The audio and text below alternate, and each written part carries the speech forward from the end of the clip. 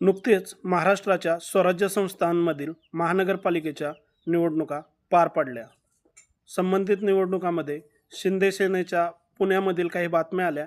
त्याच्यामध्ये EVMवर आरोप करण्यात आले. तसेच आज सकाळी धाराशिव ह्या ठिकाणी महामार्ग अडवून टायर पेटवण्यात आले. EVMविषयी शंका कुशंका ह्या उपस्थित करण्यात आल्या. येणाऱ्या निवडणुका ह्या बॅलेट पेपरवर घ्याव्यात अशी मागणी संबंधित ठिकाणी केली गेली.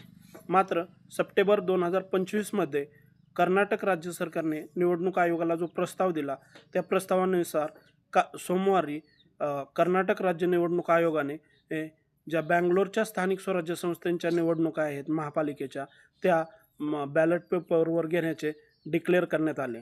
संबंधित वेळेस निवडणूक आयोगाने खालील कारणे सांगितलेली आहेत. निवडणुकाच्या ज्या नियमावली आहेत त्या नियमावलीमध्ये बॅलेट पेपरवर निवडणुका घेण्यास कोणतीही अडचण नाही.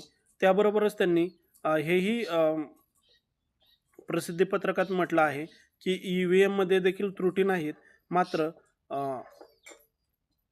ज्या निवडणुका होतील त्या बॅलेट पेपरवर होतील. तामिळनाडूनंतर आता कर्नाटक निवडणूक आयोगाने देखील हा मोठा निर्णय घेतलेला आहे. EVM ही इलेक्ट्रिक वोटिंग मशीन आहे ज्याच्यामध्ये शंका कुशंका ह्या उपस्थित होतात. आता येणारी जी निवडणूक होईल कर्नाटकमध्ये ती बॅलेट पेपरवर निवडणूक होईल. त्यामध्ये दूध का दूध आणि पाणी का पाणी हे सत्य बाहेर येईल. आजपर्यंत जो पक्ष जिंकलेला आहे तो पक्ष सोडून बाकीच्या सगळ्या पक्षांनी EVMवर शंका कुशंका उपस्थित केलेल्या आहेत. असे असताना शेवटी निवडणूक आयोगाचं काम आहे की आपण ज्या लोकशाहीमध्ये राहतो ती लोकशाही पारदर्शीपणे चालली पाहिजे. जनतेच्या मनामध्ये आपण ज्या उमेदवाराला मत देतो त्याविषयी शंका कुशंका नसावी.